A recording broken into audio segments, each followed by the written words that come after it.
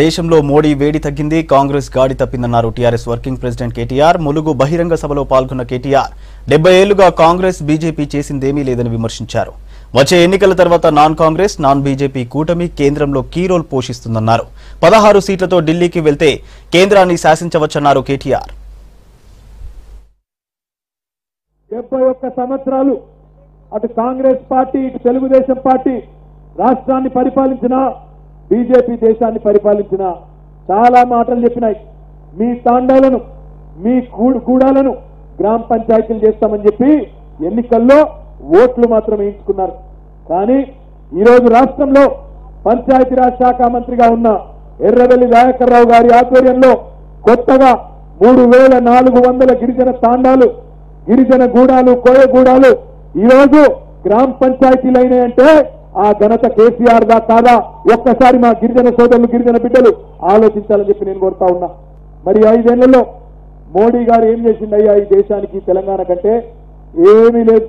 శుష్క ప్రియాలు, శూన్య హస్తాలు.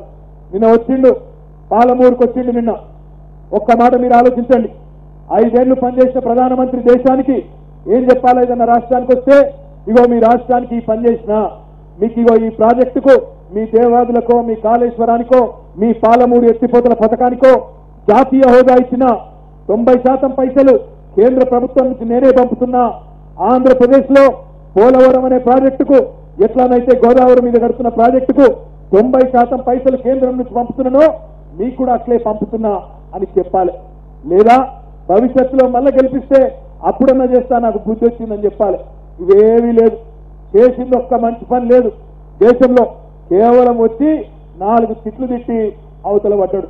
మేబీ చౌకీదార్ అంటాడు, నేను కాపలదారుని అంటాడు. ఇవాళ నరేంద్ర మోడీ అయ్యా ప్రధానమంత్రిగా కూర్చొని ఆయన అంటే కాపలదారు అయిపోయింది, ఆఖరికి చౌకీదార్ అయిపోయింది. ఆయన ఆలోచించమని కోరుతున్నా.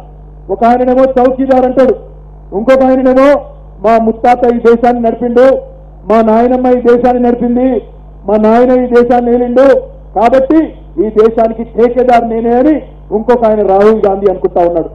ఈ దేశానికి కావాల్సింది ఈరోజు ఓ చౌకీదారో ఓ ఠేకేదారో కాదు.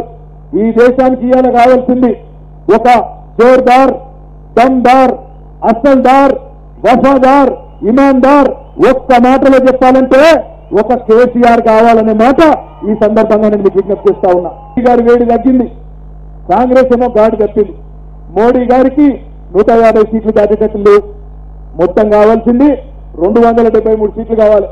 మోడీకి 150 దాటలేవు, కాంగ్రెస్ కి 100 దాటలేవు. దేశంలో నాన్ కాంగ్రెస్ నాన్ బీజేపీ అంటే కాంగ్రెస్ అంటే ఇష్టం లేని పార్టీలు, బీజేపీ అంటే ఇష్టం లేని పార్టీలు చాలా ఉన్నాయి, మనతో కలిసి రావడానికి సిద్ధంగా ఉన్నాయి.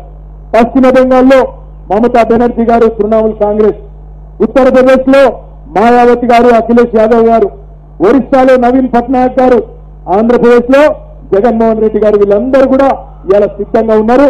మన మధ్యలోనే, మనందరి మధ్యలోనే ఈరోజు 150 నుంచి 170 సీట్లు వచ్చి ఈ కూటమి దేశంలో అతిపెద్ద కూటమిగా ఆవిర్భవించిన ఆశ్చర్యపడే పని లేదన్న మాట ఈ సందర్భంగా నేను మీకు విజ్ఞప్తి చేస్తా ఉన్నా. తెలంగాణ బిడ్డ రేపటి రోజున ఢిల్లీలో ఆత్మగౌరవ బావుట, మన ఆత్మగౌరవ బావుట ఎగరవేయాలంటే మీ అందరి ఆశీర్వాదం మనస్ఫూర్తిగా సంపూర్ణంగా మరి ఏప్రిల్ 11 నాడు సోదరి మాలోత్ కవిత గారి కారు గుర్తు మీద ఓటు వేసి అఖండమైన మెజారిటీతో ములుగులో మొన్న 24,000 మైనస్ అయింది, రేపు 50,000 ప్లస్ ఇచ్చి మొత్తం 75,000 ఓట్లు అటుబడ్డ ఇటు చేసి పూర్తి స్థాయిలో మీ ఆశీర్వాదం ఇచ్చి గెలిపించండి. గెలిపించి పార్లమెంటుకు కవిత గారిని పంపించండి.